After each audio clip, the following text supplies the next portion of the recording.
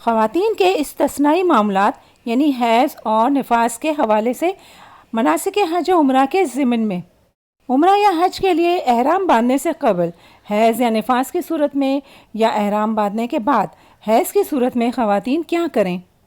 نیز اگر عمرہ ادا کرنے سے قبل پاک نہ ہوں اور حج کے ایام شروع ہو جائیں تو کیسے نیت کریں اور کیا عمل کریں؟ اگر طواف زیارہ اور طواف وداع کے وقت حالت حیض میں ہوں تو کیا کریں؟ ان تمام حوالوں سے مکمل رہنمائی ہمیں احادیث کی کتب میں درج 3 اہم واقعات سے ملتی ہے۔ گو کہ آج کل ایسی دوائیاں دستیاب ہے کہ حیض کو کنٹرول کیا جا سکتا ہے، لیکن ان کے استعمال کا صحیح طریقہ نہ معلوم ہونے کی وجہ سے اکثر ایسی صورتحال پیدا ہو جاتی ہے۔ اس ویڈیو میں انہی تمام سوالوں کے جواب آپ کو ملنے والے ہیں۔ پہلا واقعہ حجۃ الوداع کے سفر میں ذوالحلیفہ کے مقام پر حضرت ابو بکر کی زوجہ حضرت اسماء بنت امیس کے ہاں محمد بن ابی بکر کی پیدائش کا ہے۔ دوسرا واقعہ اسی سفر میں حضرت عائشہ کا مکہ پہنچ کر حیض سے ہونے کی بابت ہے۔ تیسرا واقعہ طواف وداع کے وقت حضرت صفیہ کی حالت حیض میں ہونے کے متعلق ہے۔ یہ تینوں واقعات کے بیان کے بعد اس حوالے سے مختلف احکام عام فہم انداز میں بتائے جائیں گے۔ اللہ رب العزت نے زندگی کا کوئی معاملہ ایسا نہیں چھوڑا جس کے لیے ہدایت نہ دے دی گئی ہو، مگر صحیح راستے کی تلاش ہماری ذمہ داری ہے۔ اب تو یہ کام بہت ہی آسان ہو گیا ہے، گھر بیٹھے آپ تک ویڈیوز پہنچ رہی ہیں۔ اب آپ کی مرضی ہے، چاہیں تو فضول گیموں والے چینلز کو سبسکرائب کر کے آگے والی نسل کے لیے اس کو پروموٹ کریں، یا پھر محنت اور ریسرچ کے بعد حقائق پر مبنی بنائی جانے والی ویڈیوز کے چینل کو پروموٹ کریں۔ آئیے بنا وقت ضائع کیے ان 3 واقعات کی طرف۔ نمبر 1، حضرت عائشہ صدیقہ نے فرمایا کہ ذوالحلیفہ کے سفر میں اسماء بنت امیس کو محمد بن ابو بکر کے پیدا ہونے کا نفاس ہوا۔ ان کے احرام کے بارے میں پوچھنے پر رسول اللہ صلی اللہ علیہ وسلم نے فرمایا کہ ان سے کہیں نہائیں اور لبیک پکاریں۔ گویا اس حالت میں بھی احرام باندھنا اور نیت کی جا سکتی ہے۔ سنن نسائی کی روایت کے مطابق حضرت جابر سے مروی ہے کہ ہم حضور سرور کونین کے ساتھ لبیک پکارتے ہوئے آئے، صرف حج کیا، اور حضرت عائشہ صدیقہ عمرے کی لبیک پکارتی ہوئی تشریف لائیں۔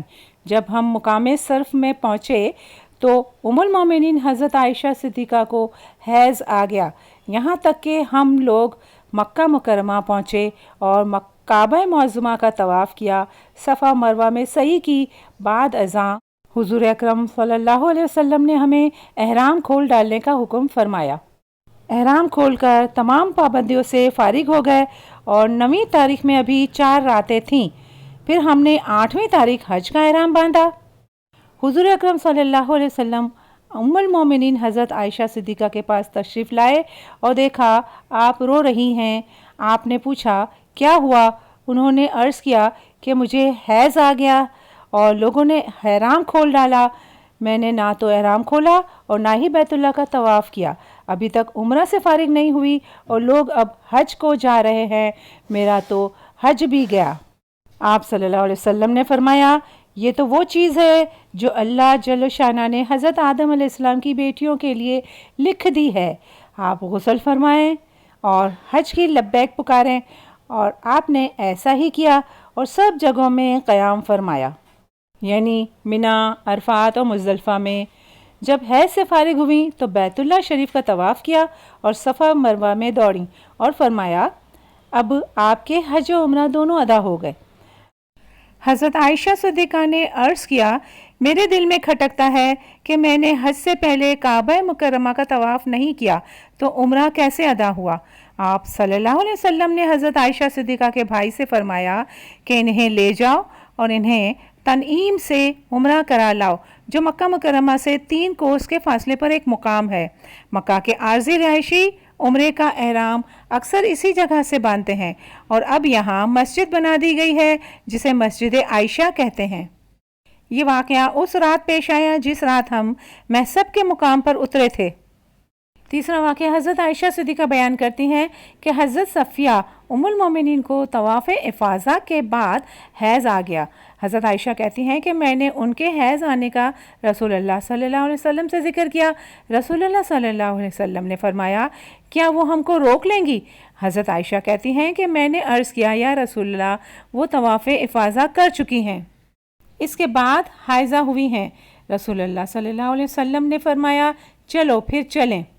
ان تینوں واقعات اور احادیث میں موجود دیگر ہدایات کی روشنی میں حج و عمرہ کے ضمن میں خواتین کے لیے حیض و نفاس کے حوالے سے چند احکامات وضع ہوتے ہیں۔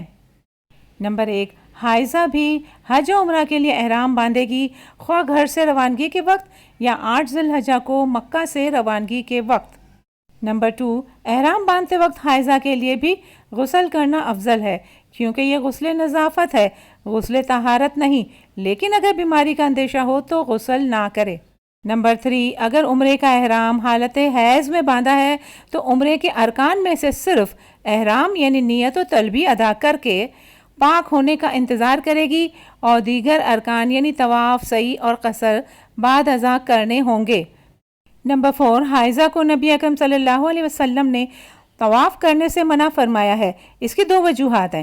طواف نماز کی طرح ہے اور طہارت اس کی ادائیگی کی لازمی شرط ہے، اور طواف مسجد کے اندر ہوتا ہے جہاں جانے کے لیے پاکی شرط ہے۔ نمبر 5، سعی کے لیے پاکی شرط نہیں، چنانچہ نبی اکرم صلی اللہ علیہ وسلم نے حائضہ کو سعی کرنے سے منع نہیں فرمایا تھا، لیکن آج صفا و مروہ کے مسجد کے اندر واقع ہونے کی وجہ سے سعی بھی ایسی حالت میں ادا نہیں کی جا سکتی۔ نمبر 6، پاک ہونے پر دوبارہ غسل کر کے احرام باندھنا ہوگا، چونکہ احرام کی حالت میں جسم سے بال وغیرہ دور نہیں کیے جا سکتے، چنانچہ ایسا کوئی بھی کام احرام باندھنے سے قبل کرنا ہوگا۔ نیز دوبارہ احرام اپنی رہائش گاہ سے ہی باندھنا ہوگا، مسجد تنعیم جانے کی ضرورت نہیں۔ نمبر 7، اگر عمرہ کی نیت ہو اور بوجہ حیض عمرہ مکمل نہ ہوا ہو اور حج کے لیے روانگی کا وقت آ جائے یعنی 8 ذی الحجہ، تو حائضہ عمرہ کی نیت کو حج کی نیت سے بدل لے گی، یعنی غسل کر کے حج کا احرام باندھ لے گی اور لبیک حجہ کہتے ہوئے حج کی لبیک پکارے گی، حج کے تمام مناسک ادا کرے گی۔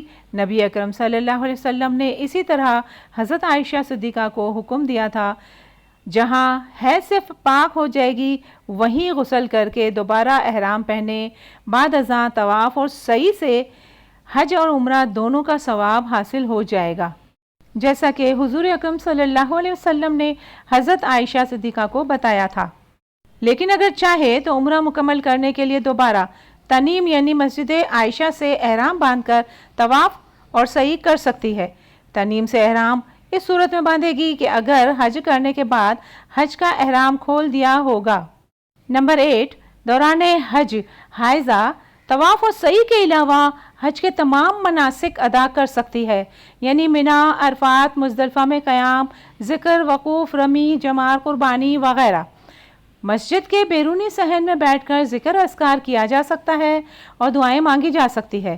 مسجد کا بیرونی صحن جو دروازوں کے باہر ہے مسجد کے عمومی حکم میں نہیں آتا، گو نمازی باہر تک صف در صف ہوں تو وہاں نماز با جماعت شمار ہوگی۔ نمبر 9، حج کے دنوں میں حیض کی وجہ سے طواف زیارہ ادا نہ کرنے پر انتظار کرنا ہوگا، گو طواف زیارہ افاضہ 10 ذی الحجہ سے 12 ذی الحجہ تک مجبوری کی حالت میں کیا جا سکتا ہے۔ حائضہ خاتون کے لیے یہ قید بھی نہیں ہے، وہ ان دنوں کے بعد بھی حیض سے فارغ ہو تو غسل کر کے دوبارہ احرام پہن کر طواف زیارہ اور سعی کر سکتی ہے۔ نمبر 10، اگر دیگر حاجی منا سے مکہ واپس آ گئے ہوں تو بھی پاک ہونے پر مکہ سے ہی غسل کر کے اور احرام پہن کر طواف اور سعی ادا کرے گی، منا دوبارہ جانے کی ضرورت نہیں ہے۔ نمبر 11، اگر وطن واپسی کی فلائٹ ہو یا مدینہ روانگی کی تاریخ طے ہو اور بوجہ حیض طواف زیارہ سے رکنے کا اندیشہ ہو تو درجہ ذیل صورتیں اختیار کرنے کی حتی الامکان کوشش کرنی چاہیے۔ فلائٹ کی تاریخ آگے کروا لی جائے یا پہلے سے معلوم ہونے کی صورت میں حیض روکنے کی دوا استعمال کر لی جائے۔ نمبر 12، اگر اوپر بیان کردہ دونوں صورتیں ممکن نہ ہو تو مختلف فقہا کی رائے کی روشنی میں عورت معذور شمار ہوگی۔ ایسے میں اس سے حج کا رکن تو ساقط نہیں ہوگا، لیکن طہارت کا واجب ہونا جو کہ اس رکن کی ادائیگی کے لیے شرط ہے ساقط ہو جائے گا، اور وہ اسی حالت میں طواف زیارہ افاضہ کر سکے گی۔ گویا یہ وہ آخری صورت ہے جس پر اسے قدرت حاصل ہے۔ بعض فقہا کے نزدیک ایسی صورت میں اسے بدنہ یعنی ایک اونٹ کی قربانی دینا ہوگی، اور بعض فقہا کے نزدیک فدیہ دینا بھی ضروری نہیں۔ اگر کسی کے معاشی حالات اجازت دیں تو قربانی دے دینا بہتر ہے، بصورت دیگر ایسی خاتون اللہ کے نزدیک گناہگار نہ ہوگی۔ نمبر 13، اس صورت کے علاوہ ناپاکی کی حالت میں طواف جائز نہیں۔ اگر ناپاکی میں طواف کر لیا تو پاک ہونے پر لوٹانا ہوگا، وگرنہ دم دینا ہوگا۔ 14، حج و عمرہ کے سفر میں شرعی اعتبار سے حیض روکنے کی دوا استعمال کرنے میں کوئی حرج نہیں، لیکن پیچیدگیوں سے بچنے کے لیے طویل مدت کے لیے استعمال نہ کرنا بہتر ہوتا ہے۔ بہرحال جو خواتین مختصر دورانیے کے لیے یعنی تقریباً 10 سے 15 روز کے لیے جا رہی ہوں، یا جنہیں طواف زیارہ افاضہ چھوٹنے کا احتمال ہو، وہ دوا کا استعمال کر سکتی ہیں۔ حضرت ابن عمر کی رائے میں اگر عورت کوئی دوا استعمال کرے جس سے حیض وقتی طور پر رک جائے تاکہ وہ طواف زیارہ افاضہ کر سکے تو کوئی حرج نہیں، اور آپ نے ایسی عورتوں کے لیے درخت عراق کریر کا پانی تجویز کیا تھا۔ نمبر 15، دوا کا نام اور طریقہ استعمال کسی مستند ڈاکٹر سے پوچھ کر جائیں۔ حاجی کیمپ میں بھی موجود خواتین ڈاکٹرز اس حوالے سے رہنمائی دیتی ہیں، بلکہ حاجی کیمپ میں ایسی دواؤں کو پیک بھی کیا جاتا ہے، ورنہ سعودی عرب جا کر بھی خریدی جا سکتی ہیں۔ نمبر 16، اگر حیض روکنے کے لیے دوا استعمال کی جا رہی ہو اور درمیان میں داغ لگتا رہے تو اس کے لیے استحاضہ بیماری والا کا حکم ہے، یعنی ہر نماز اور ہر طواف کے لیے تازہ وضو کرنا ہوگا۔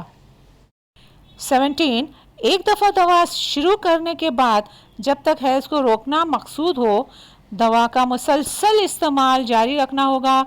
دوا چھوڑنے کے تقریباً 3 روز بعد حیض شروع ہوگا۔ 18، استحاضہ، بواسیر اور دیگر امراض میلان رحم وغیرہ کی حامل خواتین کو نماز اور ہر طواف کے لیے نیا وضو کرنا چاہیے۔ استحاضہ وہ خون ہے جو حیض کے علاوہ کسی بیماری کی وجہ سے آئے۔ 19، اگر کسی خاتون نے طواف زیارہ افاضہ کر لیا تھا اور مکہ سے روانگی کے وقت حیض آ گیا تو اس سے طواف وداع واجب نہیں ہوگا، بلکہ طواف افاضہ، زیارہ یا کوئی اور نفلی طواف اس کی طرف سے طواف الوداع شمار ہوگا۔ 20، اگر طواف کے دوران حیض آ جائے تو وہیں سے طواف کو چھوڑ دے۔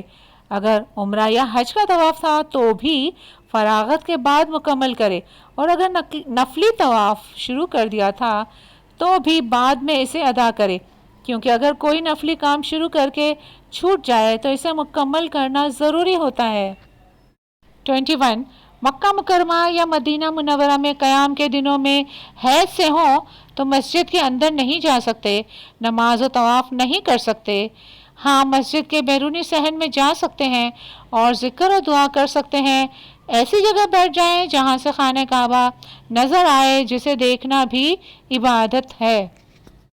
مزید اگر کسی اور ٹاپک پر ویڈیو دیکھنا چاہ رہے ہیں تو کمنٹس میں ضرور بتائیے۔ مثبت سوچ کے ساتھ پر امید رہیں، مگر برے حالات کے لیے تیار بھی۔ Be optimistic, hope for the best but be ready for the worst. Video دیکھنے کا بہت بہت شکریہ۔ جزاک اللہ۔